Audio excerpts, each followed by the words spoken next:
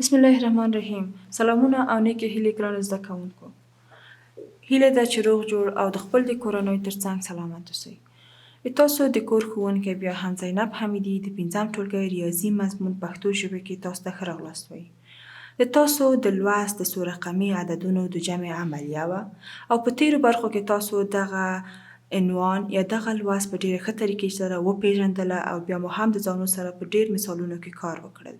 د هغه طبقه بندیانې، د هغې لوستل او د هغې جمع کول مو زده کړل. ګرانو زده کوونکو، اوس یې موږ د دغې درس یا د دغې لوست تمرین ته راځو چې د تمرین لومړۍ برخه یې د تاسو د کتابونو په صفحو کې په 2مه مخه کې ده. هیله ده چې تاسو بیا هم د خپل کتابونه د ځانه سره لرئ، خپلې کتابچې او پنسلونه مو تیار کړي دي. څنګه چې تاسو ما سره د خپل د کتاب 2مه صفحه دلته ګورئ او د تاسو دغه 2مه صفحه تمرینات دي. هغه سوالونه چې تاسو اوس کولی شئ د تمرین په توګه باندې حل کړئ او یا یې هم د ځانه سره تمرین کړئ په کتابچو کې. بعضې بخشونه یې زه دلته تاسو سره کاروم او هیله ده چې تاسو به وکولی شئ چې د هغې باقي بخشونه په خپل کتابچو کې د تمرین په حیث ځان سره وکاروئ او لا هم ځان ته په خپله سوالونه جوړ کړئ او د خپله کتابچو کې د پنسلونو سره حل کړئ. مونږ د خپل د جمع د عددونو یا د جمع کولو دپاره د دغې عملیې ترسره کولو دپاره مونږ مختلفې طریقې لرو. مونږ دغه شمیرل کولی شو چې په خپلو ګوتو یې وکړو، هغه پنسلونه یا رنګې یا حتی د ډکي سره یې وکړو او که بیا هم یې نشو کولی نو په خپلو کتابچو کې یا په خپله یوه اضافي ورقه کې د کرښو په رسمولو سره دغه عدد یو د بل سره راټول کړو. ډېر ښه. د تاسو د تمرین بعضې بخشونه دي.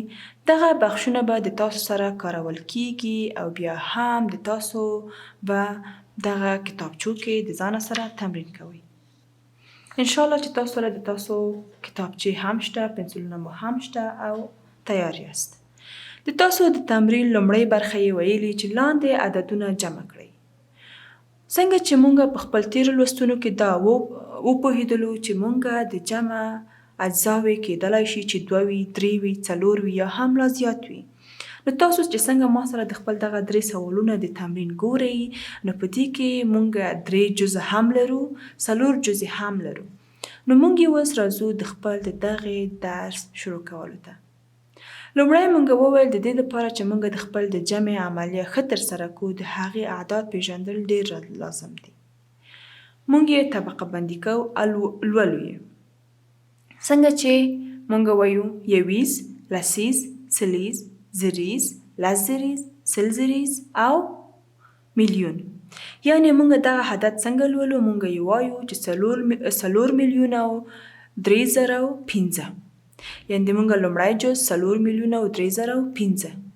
دویم جز لسیز، سلیز، 1 لسیز، سلیز، زریز، لسزریز او سلزریز. یعنې دا مونږ څنګه لولو؟ مونږ وایو چې 250 سره 680. دریم جز یې 1 لسیز، سلیز او زریز. یعنې 1,240. څنګه چې مونږ دلته تاسو ښه په واضح توګه یې ګورو چې مونږ 1 د 1 لاندې لیکلي دي او لسیز مو د لسیز لاندې لیکلي او په همدې توګه یې مونږ هم په حل کې دا په پام کې ساتو چې هره مرتبه په خپل ځای کې ولیکو. لومړی مونږ وویل چې هغه عدد چې 0 په دې معنی چې هیڅ. نو مونږ هغه که چېرته د لیکلو په وخت کې وي په ښي لاس کې په نظر کې نیسو، خو په جمع کې هغه نه حسابېږي ځکه چې یو شی هیڅ وجود نه لري. نو هغه مونږ څنګه حسابولی شو؟ 15 جمع 0. یعنې په جمع کې هر عدد د 0 سره چې کله ټول شي هغه بیرته خپل اولنی عدد وي. یعنې که زه چېرته 1 د 0 سره ټول کوم د ما حاصل 1 دی او که چېرته زه 0 د 0 سره ټول کوم د ما حاصل به 0 وي. 0 د جمع په عملیې کې یعنې د هغې په حلولو کې د سوال په حاصل کې تغییر نه راوړي. 15 جمع 0 15. 15 جمع 4 9. د ما دغه عدد یو رقمي دی نو زه هیڅ اړتیا نه لرم چې څه شي دلته ټول کړم ځان سره. 0 جمع 8 کېږي. آفرین ډېر ښه ګرانو زده کوونکو. 8 جمع 6 14. که چېرته تاسو نه پوهېږئ په دې باندې بیا هم کولی شئ چې 8 کرښې رسمې کړئ او بیا هم 6 کرښې رسمې کړئ او بیا هم هغه ټول یو د بل سره جمع کړئ. نو تاسو به بیا په ډېره اسانه توګه وکول چې خپل سوالونه حل کړئ. یعنې 8 جمع 6 14. 14 یو داسې عدد دی چې دوه رقمي دی. نو موږ نشو کولی چې دا دوه رقمي عدد راستان دلته ولیکو. موږ به څه کوو؟ یویز یې لیکو 4 او لسیز یې دلته پورته راټولیږي. 0 جمع 6 0.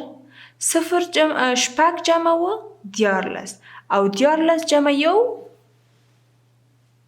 14. بیا هم 14 چې 14 په 4 لیکو او لسیز یې راټولوو. 3 جمع 0 3. 3 جمع 1 4. 4 جمع 1 5. مونږ حاصل نه لرو.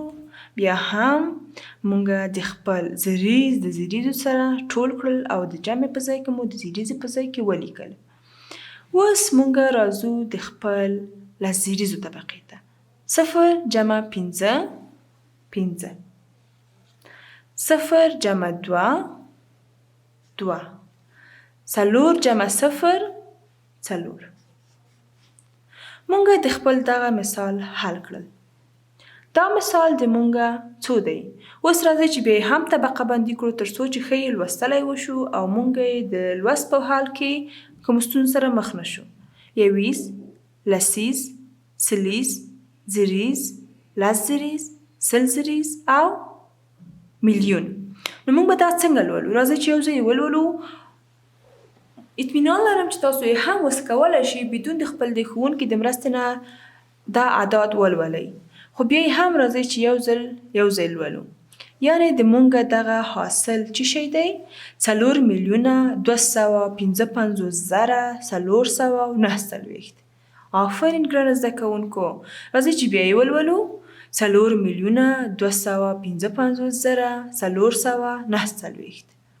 نو انشاءالله چې تاسو اوس په ډېره ښه توګه یاد کړئ چې د خپل دغه تمرینات څنګه مخته یوسئ او یا یې هم په خپلو کتابچو کې حل کړئ.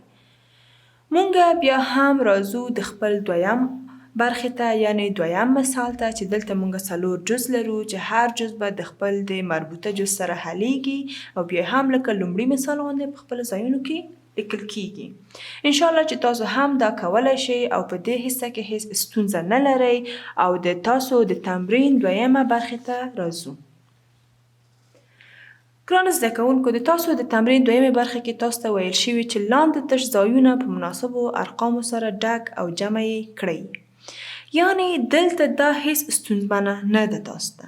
که چېرته تاسو دلته خالي ځایونه ګورئ او په فکر کې لاړئ چې اوس به دلته عدد مونږ څه لیکو، نو دغه عدد مونږ کولی شو چې په ډېره ښه طریقې باندې یې لاسته راوړو. ګرانو زده کوونکو، راځئ چې اول یې خپل جمع مخته وړو او چې چېرته مو حل پیدا کول نو هلته یې مونږ عدد هم پیدا کولی شو.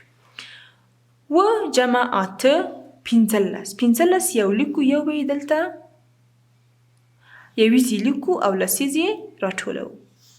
اوس 1 جمع 3 4. دلته په حاصل کې مونږ ته 0 راکړي. 0 په دې معنا چې د مونږ عدد داسې د مونږ دغه رقم داسې یو عدد دی چې هغه که چېرته مونږ ټول کړو نو باید او یویز یې 0 وي. نو ګرانو زده کوونکو، راځئ چې ټول یې سره وګورو. دغه 1 جمع 3 4 شول. مونږ د 4 سره کوم داسې عدد ټول کړو چې د هغې حاصل یویزه مرتبه کې 0 وي. راځئ چې مونږ دلته د امتحان په توګې باندې 6 ولیکو. اوس یې ټول کړو. 3 جمع 6 9. 9 جمع 1 10. نو ګورئ د مونږ یویز دلته 0 دی. نو د مونږ دغه تخمین شوی عدد صحیح دی. بیا هم یو دلته ټولیږي. 4 جمع 6 10. 10 جمع 1 11 چې یویز یې لیکل کیږي او لسیز یې دلته راټولیږي. بیا هم ګرانو زده کوونکو موږ دلته بیا یو خالي یا تش ځای لرو چې دلته باید موږ لومړی عدد پیدا کړو او د هغه عدد تر آخره پورې بیا دا حل کړو. یعنې د موږ دغه عدد چې تاسو یې په خپلو کتابچو کې اوس ګورئ تاسو سره حتما شته دي.